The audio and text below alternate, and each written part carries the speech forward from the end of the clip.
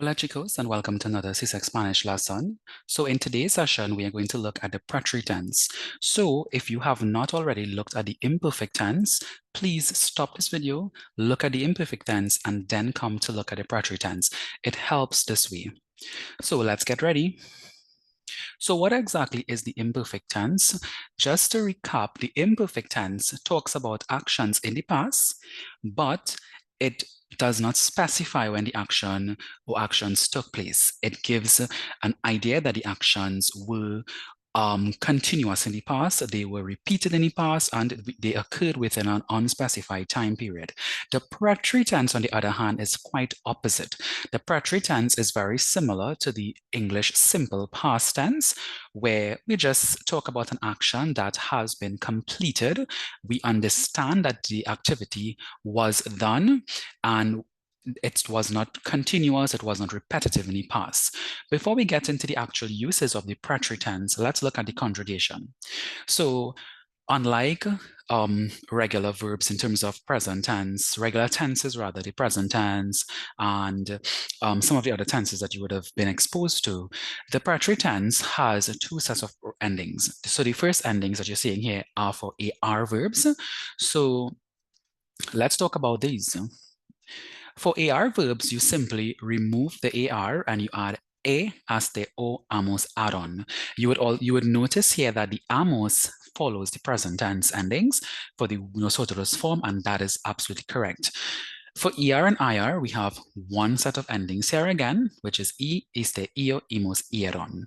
Again, the imos, well, MOS follows the IR ending from the present tense. So, for example, bañarse y hablar. ¿Ya te bañaste, Paul?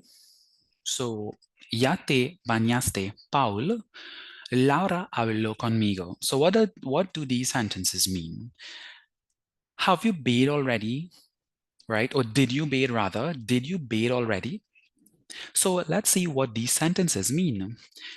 ¿Ya te bañaste, Paul? Did you bathe already? And you will notice something in terms of the conjugation, or the translation rather. It says, did you bathe? You will notice that we do not have a direct or literal translation for the did. So sometimes when you want to translate or you want to ask a question, did you do your homework? Mother asked. Students would look for did you do your homework? And you end up with a sort of different translations from hacer, haces tú deberes, because you are looking at literally did. You would say something for, you might see, sometimes, this is what I have seen, sometimes they use the participle, right? The past participle, so which would be H, of course. So you need to understand that there's no direct translation. You have to understand that the past is the past, right? It has been completed and that's it. The translation will be a bit different in English for certain types of sentences. Let's look at a simple one. Laura habló conmigo. Laura spoke with me. That's simple. Spoke, right? Past tense of speak. Beber and vivir. Ayer no bebí café. Yesterday I did not. Again, the did not. And this is another type of sentence, negative type of sentence, where you in English, you would use the did not do something. There's no direct translation. That's just how it is in English. In Spanish, all you have to do is put the negative no, well, the word no in front of the verb and that makes lived in Madrid. Now, in one of my videos, I will explain the difference between the imperfect and the preterite tense. So immediately here, I'm just going to bring one of the differences to your attention. Alicia vivió en Madrid. In this sentence here, it says Alicia lived in Madrid. It is implied that Alicia lived there for a certain period of time. It has been completed. She stayed there, she lived there, and now she returned wherever she is. But if I were to say Alicia vivía en Madrid, The meaning that you're going to get there would be Alicia used to live in Madrid. So it's a literal translation. She used to live or she was living in Madrid. In that sentence, we don't know exactly which period of time. We don't know for how long. We just know that she used to live there for a particular period of time. And that's one of the differences there immediately.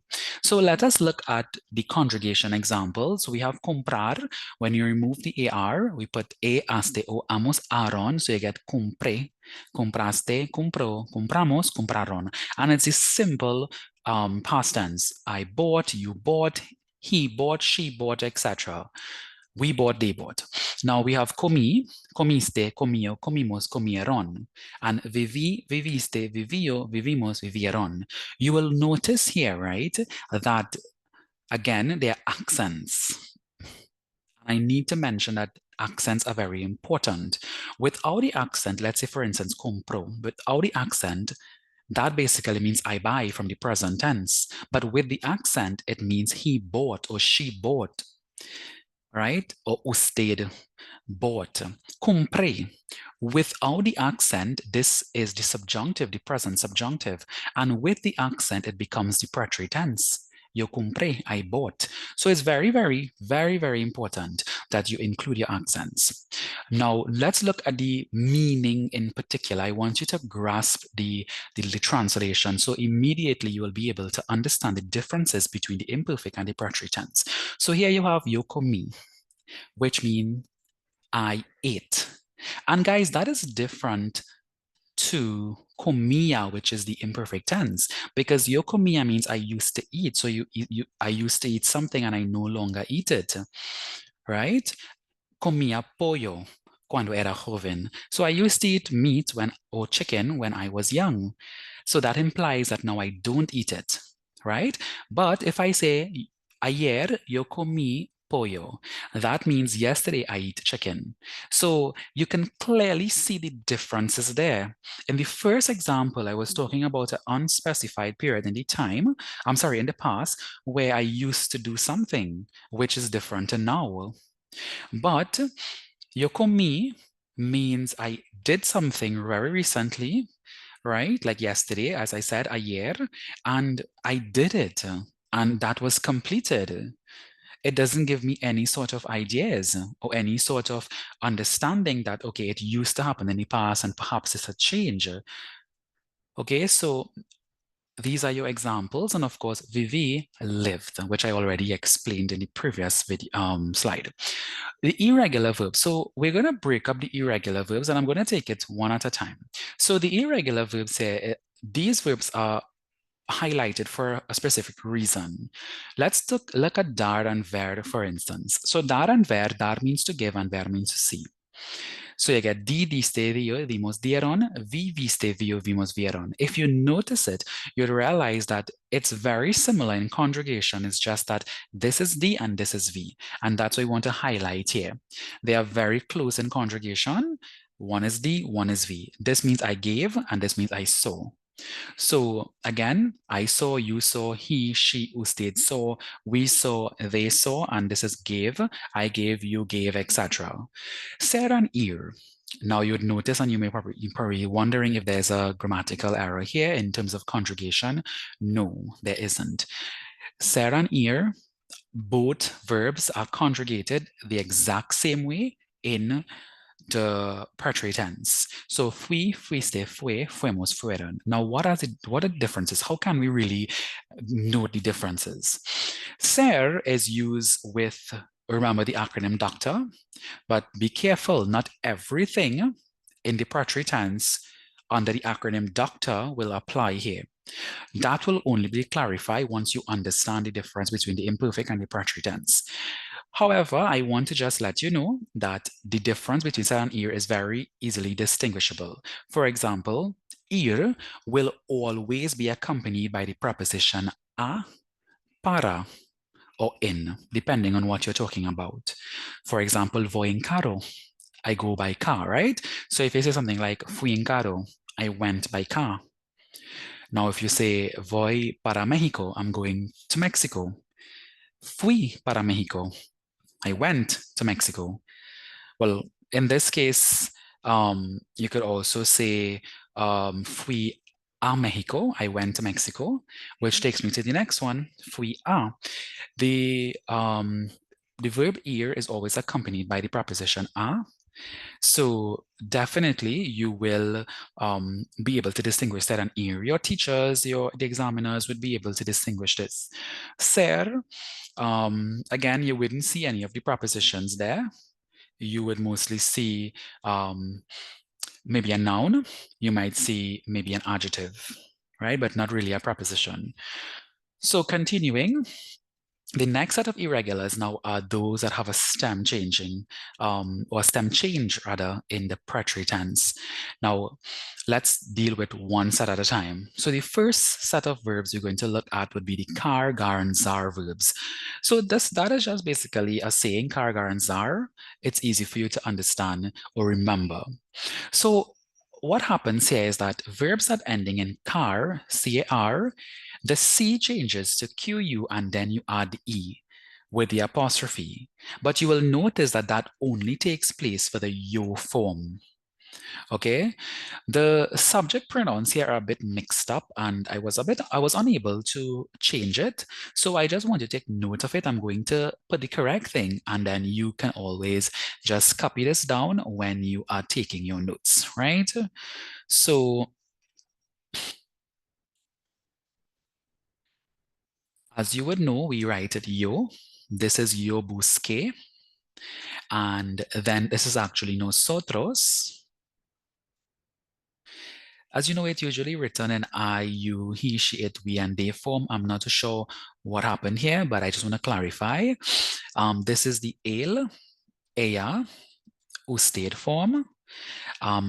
Again, this is the we form, and this is the they form. So I think what happened is that for this, really and truly, there should have been, I think the error is over here.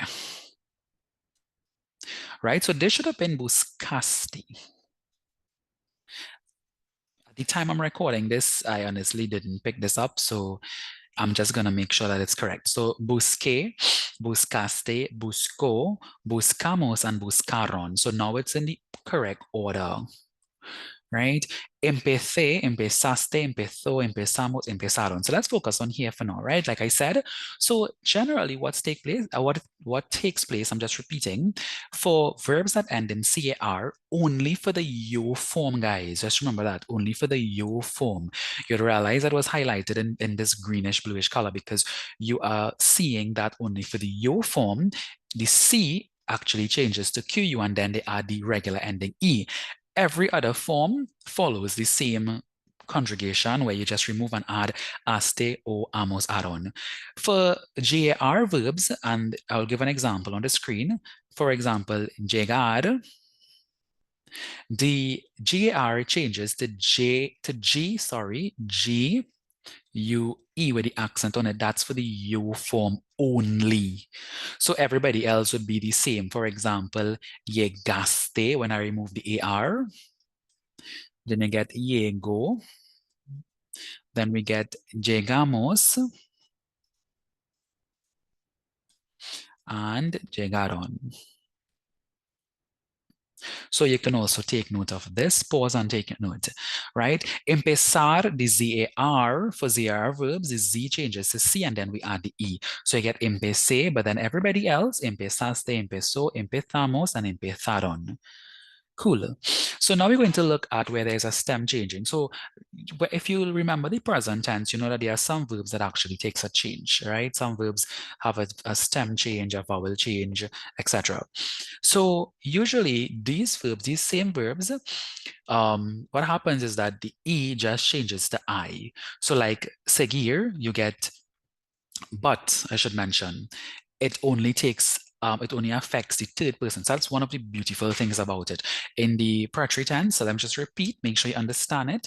For the preterite tense, that change that usually takes place with the vowel will only take place with certain forms. So in this category here, we're looking at I to E and O to U. What happens is that for the third person singular and plural, which is the he, she, and they form, the E changes to I. So you would see it highlighted here in green, this green bluish color. So you get segi, seguimos. Again, this should have been seguiste. All right, seguiste, seguio, seguimos, and siguieron. So notice the pronunciation, right? So this is segui, seguiste, but this is siguió, seguimos, and siguieron. Dormir, so you get dormí, dormiste, just have to edit this, durmió, dormimos, and durmieron. Notice the O changing to U in the third person singular and plural to these. So verbs with triphthongs. What happens is that I'll simplify this for you all. This means that when you remove the ER or the IR, if the stem ends in a vowel, right? If the stem ends in a vowel, you notice that there are 3 vowels here, and that is a very difficult thing to pronounce. So to maintain a pronunciation, what happens is that the I changes to Y. So instead of EO, like how we have the EO over here and the earon, it becomes yo and yeron. So like the verb lei, leer, which is to read, you get lei, leiste, leyo, leimos, and leyeron. Oí, oíste, oyo, oímos, oyeron. And you'll also notice that the leiste and the imos actually picks up an accent. Right? So again, because of pronunciation reasons.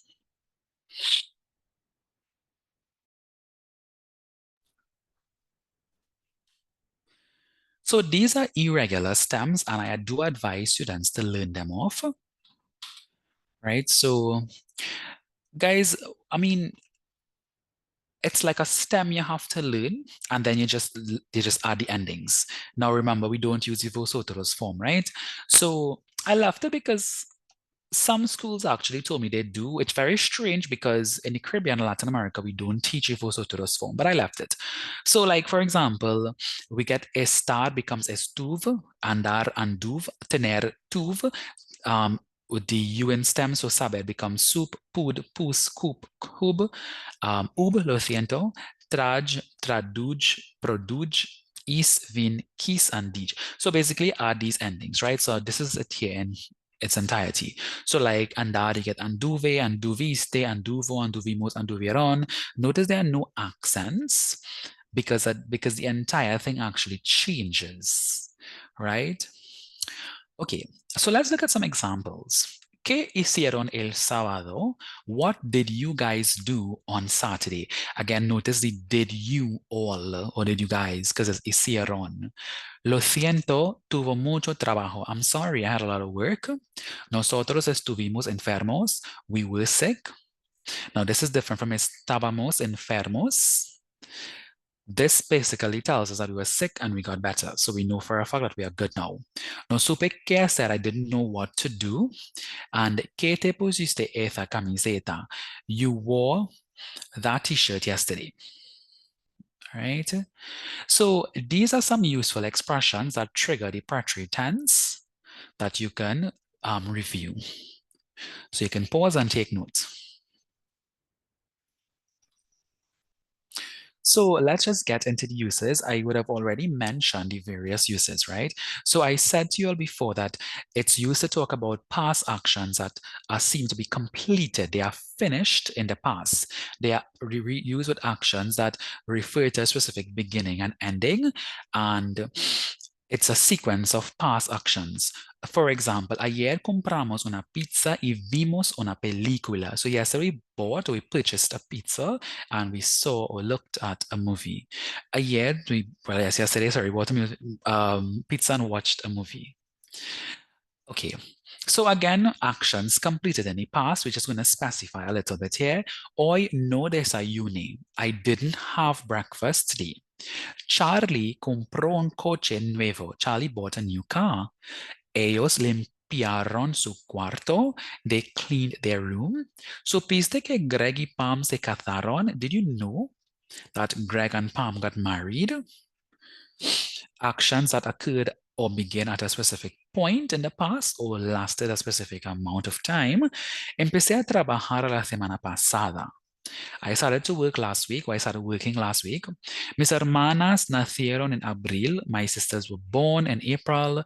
Eleanor vivió en Barcelona durante 3 años. And then I lived in Barcelona for 3 years. So here we have a specific number of time. Right. And then we have en 1950, mi abuela conoció a mi abuelo. So my grandmother met my grandfather in 1950. So a sequence of actions, for example, ya lavé y sequé los platos. I already washed and dried the dishes. Mis vecinas pintaron y remodelaron su casa. My neighbors painted and renovated their house. Juan se levantó, desayunó y se fue a trabajar. So Juan wake up, ate breakfast, and went to work. So there's a lot of different rules when it comes to the preterite tense, and I would definitely discuss those things in another video. I'll go into more detail. I already would have explained this one. So I explained this one. I already explained this one.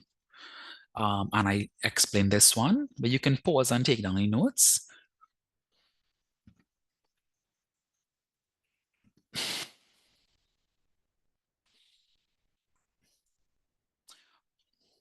Right. So I already explained this. This is a stem changing verb. You can pause and take down the note. I also would have explained this one. And I also explained this one. These are some more verbs that follow this rule. Now let's look at this one. So IR verbs that have an N with a tilde directly before the ending, the I of the third person singular and plural is removed. So you remember we would have added the EO and ER right? But when there's this this letter with the end, this is like a near, so it's like a Y sound. So here we have grunyi, gruniste, grunyo, grunimos, and grunieron. So it's like you're hearing the yeron, right? All right. So verbs that with accents on the endings, they follow pedir with which meaning the E changes to I for the third person singular and plural. So you're seeing here for Rio and rieron, the E changes to I, right? From raid, right? You see that here? Then there's an accent on the first person singular and plural and second person. So this is the second person, and then there's an accent in the first person singular, which is the I, which is already there, but then they add one in the we form. So this is important to note. So you get rei, reiste, rio, reimos, and rieron. So verbs that end in UIR have a very similar pattern. Construí, construiste, construyó, construimos, and construyeron. Verbs that end in GUIR, they follow a similar pattern like pedir, meaning the E changes to I for the third person singular and plural. So you get segui. We did this actually before. Seguiste, seguió, seguimos, and siguieron. So what you can do is pause and try attempting these activities on your own. Now do these activities for me. These are your answers. So Luisa y Juan trabajaron en el laboratorio ayer. Right, so these are your answers. Luisa y Juan trabajaron en el laboratorio ayer. So Luisa and Juan, they worked in the laboratory yesterday. Mi hijo y yo hablamos en español la semana pasada. My son and I spoke in Spanish last week. El domingo mi tío preparó los tacos para la familia o para mi familia. So Sunday my uncle prepared tacos for my family. No estudié anoche porque no tuvo tiempo. I didn't study last night because I didn't have the time. ¿Por qué no terminaron ellos el libro ayer? Why didn't you all finish the book yesterday? Marta no tomó café ayer a las 9. Marta didn't have coffee yesterday at 9 o'clock. Yo firmé el chequeo Ayer o el check ayer en la oficina, en mi oficina. I'm adding words. I signed the check yesterday in my office. Los estudiantes no hicieron las lecciones de hoy. The students did not do today's lesson. Ustedes llevaron al jefe a la fiesta la semana pasada. So you all took the boss to the party last week. And ayer yo llevé mi libro a la clase de español. So yesterday I carried my book to Spanish class, right? So I took my book with me to Spanish class. So this is something you can do, rewrite this paragraph using the preterite tense. So guys, we end here with the preterite tense. I try to do a very quick review, but I want to just emphasize the fact that the preterite tense is used mainly to talk about events that occurred in the past, and this tense in particular is equivalent to the present, the simple present tense in English, so it's very easy for you to understand. One of the most important things that I tell students is interpretation. You have to understand exactly what you want to say in Spanish. Think about the context that you are talking in. Think about how you're expressing the action. Think about the time period. Think about if it's something that was completed, something that was ongoing in the past. And that students will give you a really great understanding as to, okay, if I'm talking about Juan, if I'm talking about Juan that used to live in Mexico, but I'm not sure exactly when, then, it's the imperfect tense. But there are differences between the imperfect tense and the preterite tense that we need to really get into. So these are some key points when talking about the past. The Spanish preterite tense refers to complete action. So here are some rules that you can keep in mind. We use the preterite tense to refer to actions that have a clear beginning and ending, a sequence of past actions, actions that were clearly finished in the past. Some IR stem changing verbs in the present tense also have spelling changes in the preterite tense. This change only affects the third person singular and plural. That is why you need to know your tenses one after each other. You need to learn them in the order in which they were taught to you from the present tense.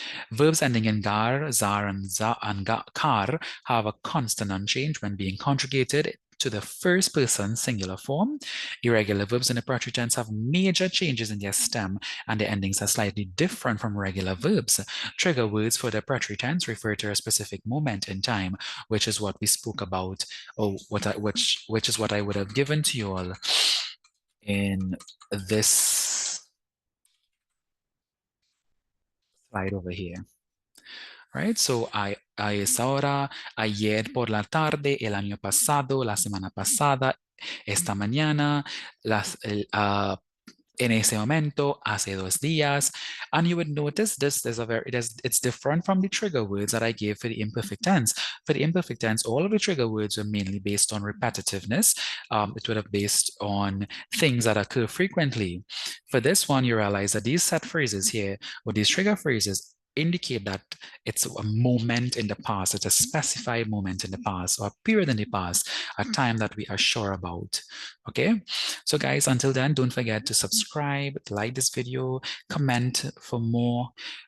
Any topic that you all need me to review for you all, you can comment in the chat, and I hope to hear from you all soon. You can check my page on Facebook, Spanish with Professor Puran, and until then, adios.